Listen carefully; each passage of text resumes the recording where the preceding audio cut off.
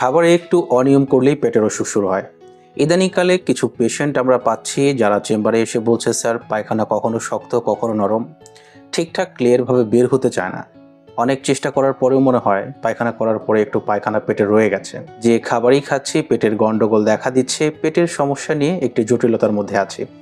Doctor দেখানো হয়েছে, পরীক্ষা নিরীক্ষাও করেছে, স্যার কিছুই ধরা পড়েনি, কিন্তু আমার রোগটা ভালো হচ্ছে না।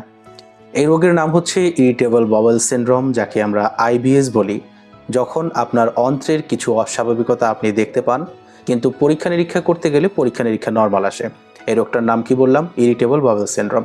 এটি এক ধরনের ফাংশনাল ডিসঅর্ডার, এটা কোনো ইনফ্লামেটরি ডিজিজ নয়। এখন প্রশ্ন হচ্ছে, যাদের আইবিএস হয়ে গেছে তারা কি কখনো সুস্থ হতে পারবে না? আর 5 জন লোকের মতো খাবার কি তারা খেতে পারবে না?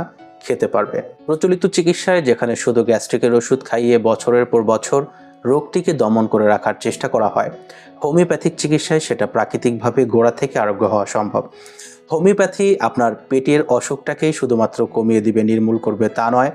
হোমিওপ্যাথিক ঔষধ যেহেতু মানসিক স্তরেও কাজ করে, তাই আইবিএস এর রোগীর যে মানসিক ইরিটেবিলিটি, যে খিটখিটে ভাব, সেক্ষেত্রেও হোমিওপ্যাথিক ওষুধ দারুণ সাপোর্ট দেবে। হোমিওপ্যাথিতে আমরা আইবিএস এর রোগীদের জন্য কি আশা করতে পারি? হোমিওপ্যাথিতে পেটের যে অসুখ আছে সেটা সারবে, রোগীর মানসিক খিটখিটে ভাব, মানসিক অস্থিরতা দূর হবে, আর অন্ত্রের স্বাভাবিক রিদম ফিরে আসবে।